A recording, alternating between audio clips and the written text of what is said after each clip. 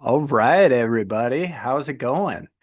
This is my first ever debut podcast out into the world of the interwebs.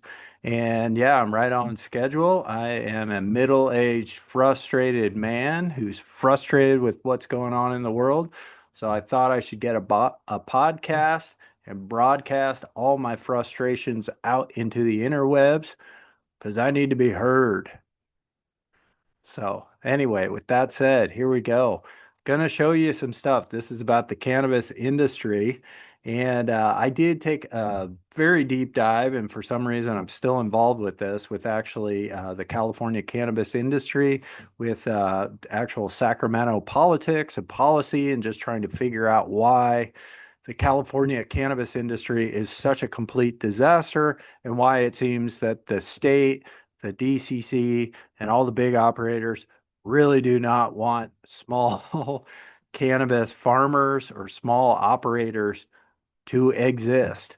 And unfortunately, um, if you really sit down and study it and look at some of these policies, you might actually draw that same conclusion. And I don't think folks are being necessarily paranoid or neurotic or hyperbolic when they feel that, yeah, the cannabis industry in California was not really designed for the small mom and pop, small independent businesses to thrive. And we're going to go through just something really quick. Going to share a little tidbit of information. Maybe you'll find this interesting because the thing is that's really quite interesting is the alcohol industry in California. We have a really thriving, it's having a tough time right now, but we've for many decades a very, very strong and robust small winery industry, like artisan vineyards and winery, like Napa and Sonoma and such like that, and then Santa Barbara. So, and these are all small, independent, family-owned wineries and such that have really thrived and created this whole very interesting industry that didn't actually compete with big alcohol. It was just a whole nother segment. Um, so that existed, and then also microbrews. We've got a really strong microbrew industry in California, and just a lot of different interesting niches that have been really beneficial for the economy, for the customers, and also just culturally, California has been a leader there. But then um, when we apply those concepts and the policies that have allowed the microbrews and vineyards and such to thrive in the California alcohol industry, uh, there's a big question of why those same principles and policies and laws have not been applied to in cannabis. And right now we're seeing in real time just, yeah, pretty much the small producers, the small farmers are on the verge of a complete extinction event. And so just wanted to show one thing. So again, what I'm going to point out right now is there are safeguards and policies from the alcohol industry that could be applied to cannabis, but for some reason, we need to crack this nut. Right now, those policies and guardrails and such that would allow a small craft artisan segment of the cannabis industry to exist and thrive, those are not being, those policies are being stamped out, they're being vetoed, and not able to go through. So it raises the question, why? Why? What's going on here? So anyway, what wanted to share, and I'm going to continue to do some of these in the future, but right now I just wanted to show you guys so you know, and this was kind of news to me when I first found this out. So a little back story. One of the biggest problems in the California cannabis industry right now is the lack of payment from retailers. So you could be a vendor or a farmer, you grow all this amazing craft cannabis, and then you go through a distributor and get it out to a retailer. And the retail dispensaries, not all of them, don't want to paint everyone with this brush, but there's a large portion of the retailers who just don't pay, and there's really no repercussions for them.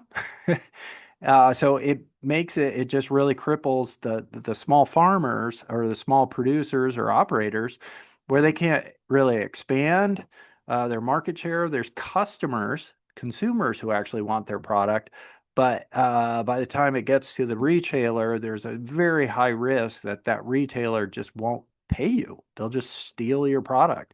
It's a huge problem. Anyone in the industry is aware of this. It's really wrong.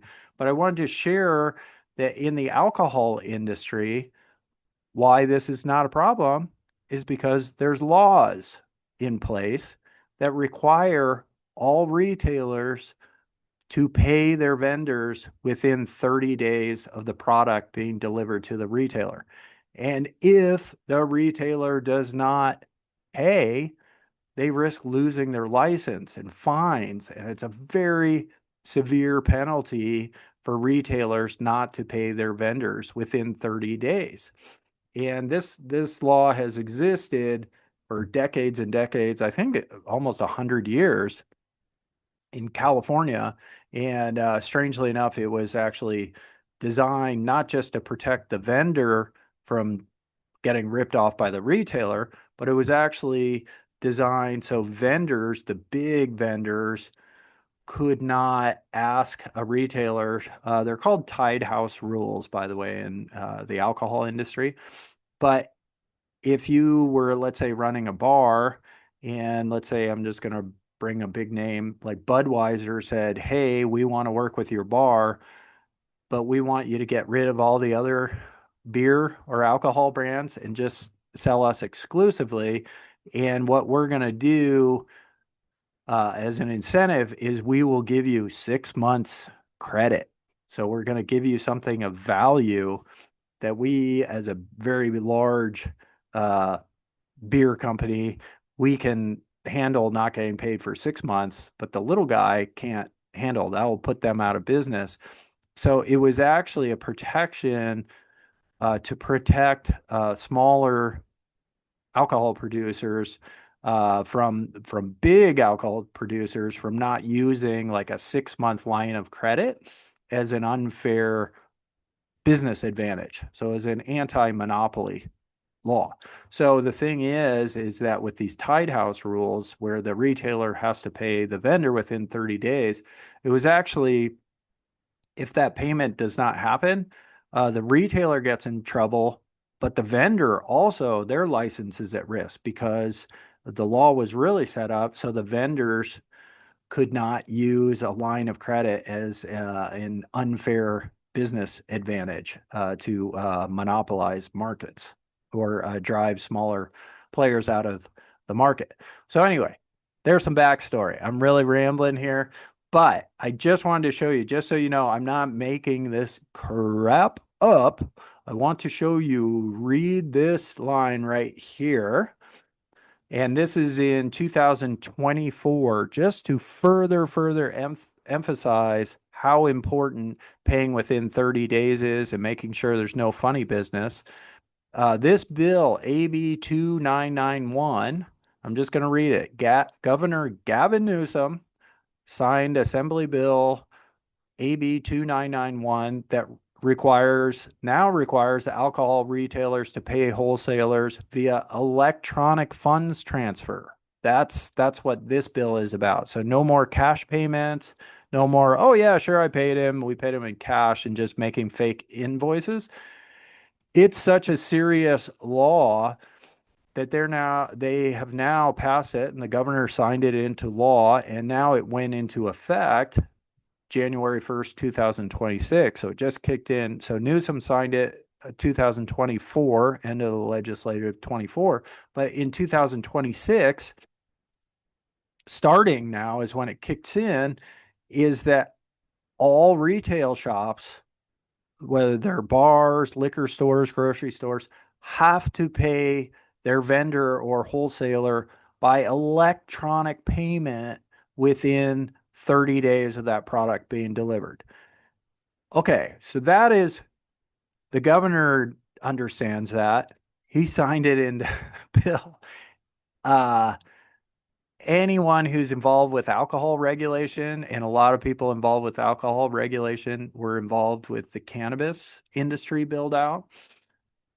So why don't we have this same 30-day requirement law in cannabis? It would sure fix a lot of things. It would sure provide a safety net for small cannabis operators, farmers, vendors, manufacturers, if they guaranteed had to get paid within 30 days of delivering product. You wouldn't have small operators getting burned and potentially even going out of business because the retailer isn't paying them. So there have been attempts to pass these laws in cannabis over the past few years, but they always get killed and destroyed.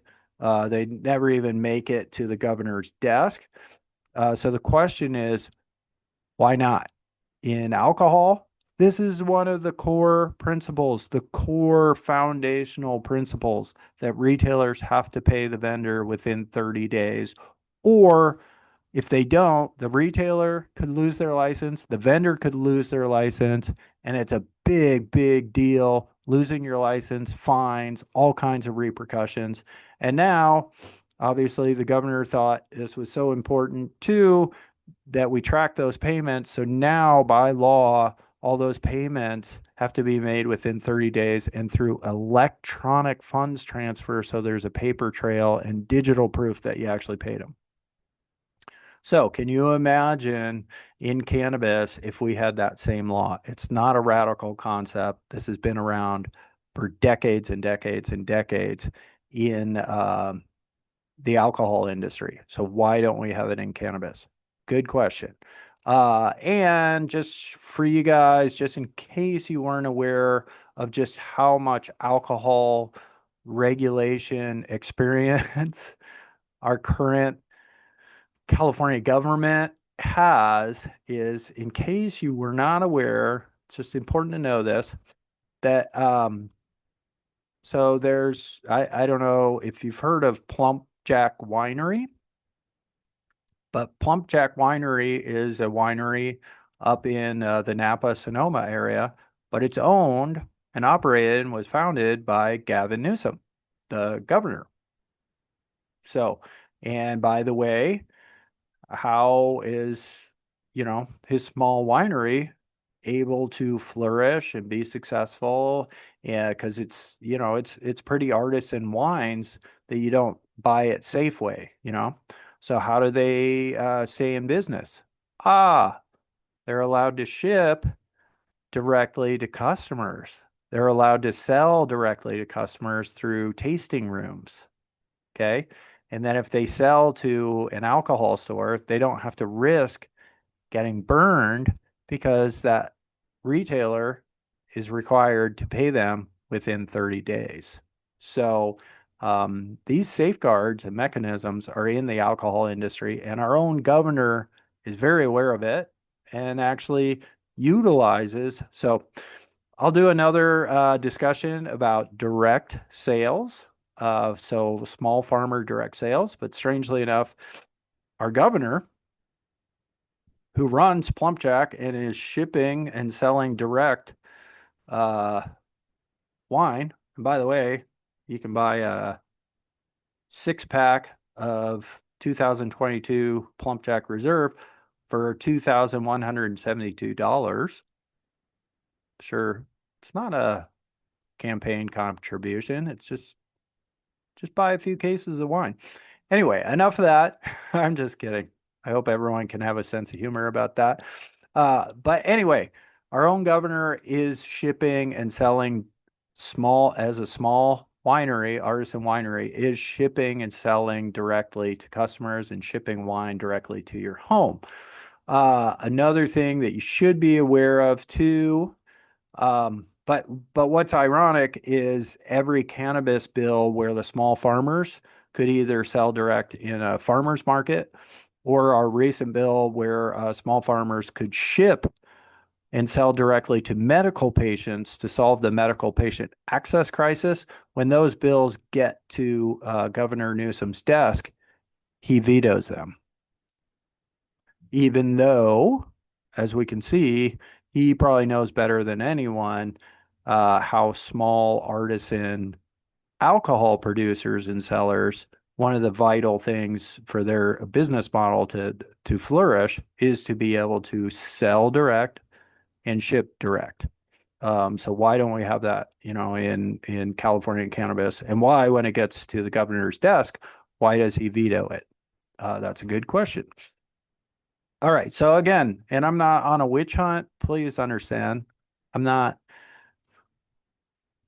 I'm just asking questions, and I am an advocate for small cannabis producers who produce quality product. And the thing that is so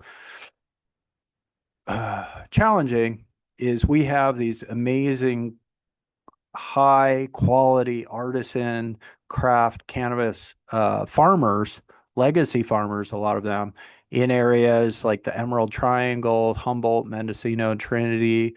I happen to be in Santa Cruz. And the thing is, there are customers in Los Angeles and in population centers that are very far away from Humboldt, but they want that high quality cannabis. They want that Humboldt cannabis. They want that Mendocino cannabis. They want to establish a direct relationship with that farmer, and they want to support that farmer. They want to support small artisan craft cannabis producers. But right now, there's no mechanism within the supply chain for that farmer to be able to ship directly to Los Angeles, even though, so federally, if that shipment does not cross state lines, there's no problem. That is not an issue. And by the way, I'm going to show you right here. This is Plump Jack Wine and Spirits. So this is this is Newsom's high-end alcohol retail shop. And just want to show you, yeah, we only ship spirits and beer within California. And that's because federally right now, you're not allowed to ship hard alcohol across state lines. Sounds very familiar to cannabis, huh? So, um, so as you can see here, right here on their website, I'm going to blow this up a little bit. Okay. It clearly says we can only ship spirits and beer within the state of California. For all orders shipping in California, we ship via GLS. By the way, this was for our medical patient shipping bill to make sure our medical patients got the medical products, the medical cannabis they need. We were going to do this exact same structure of shipping with GLS because GLS is a parcel service that does not cross state lines. So it would not violate any federal laws. Just like right here, as they're aware that hard alcohol cannot cross state lines. So they can't use UPS or FedEx because they may have a shipping depot hub in Reno, Nevada. So that's crossing state lines. So you ship with GLS and they stay in California. And so here, again, all right. So now what we're going to do, so we're going to go back to the to shopping, and we're going to pick up spirits, and let's just look at how about some tequila? Now, tequila, again, it cannot be shipped across state lines, but if you're shipping within California, oh, and here's a nice reminder right here. Reminder, we only ship spirits within California. So I'm just going to say this over and over. It sounds like I'm being mean, or I'm just trying to have a public discussion so everybody understands this. But this is Governor Newsom's alcohol retail shop who understands that alcohol cannot cross state, or hard alcohol, spirits cannot cross state lines. So they figured out how to ship it just within California. This is the exact same situation with cannabis. So licensed legal cannabis, if it were shipped with GLS, where it stays within California, it's basically the exact same structure. But unfortunately, our shipping bill, which would have really helped out thousands of very seriously ill cannabis medical patients who cannot find the medicine they need in the current retail system because recreational products have kind of taken over. Um, this would have helped them. And it got 100% senator and it got 100% assembly member support. Every single legislator in California voted yes. And then it got to the governor's desk and Newsom vetoed it, which is very strange, and saying it was too complicated or whatever. It's the exact same system that is being used right here on Plumpjack, his own retail alcohol retail. So anyway, so it appears that a $219 bottle of tequila being shipped directly to your home may be more important than a seriously ill cannabis medical patient who cannot find the appropriate medicine anymore in this recreational dispensary system. So, anyway, good news. We're writing the bill again. We'll see where it goes. I've talked for a lot longer than I was expecting to. So, anyway, this is a first run. Tell me what you think. Tell me if I rambled too much. Tell me whatever. Anyway, hope that made sense. So, we are going to keep talking about these things, but most importantly, holy cow, why don't we have this 30-day payment requirement? And retailers would lose their license if they didn't pay vendors within 30 days. If we'd had this law in place right now, we could have saved so many really good licensed cannabis businesses who were doing a great job, but they got a little overextended with retailers who then decided just to rip them off and not pay them. And it's hurt a lot of people. We really need this law, and it's not a radical law. This has been around for decades and decades within the alcohol industry. They know it. And yeah. Anyway, let me know your thoughts. So would be an amazing first step. I just know right now myself, I make cannabis tinctures wellness. I could expand. We've got customers all over who want our product, but I just can't expand out into other retailers with the risk that 80% of those retailers won't pay. They'll steal my product. So anyway, and I know a lot of small businesses are feeling the same thing. A lot have gotten burned really bad. So anyway, there are solutions. Don't have to reinvent the wheel. So anyway, hope that was interesting. I'm going to go. So you guys have a good night. Peace.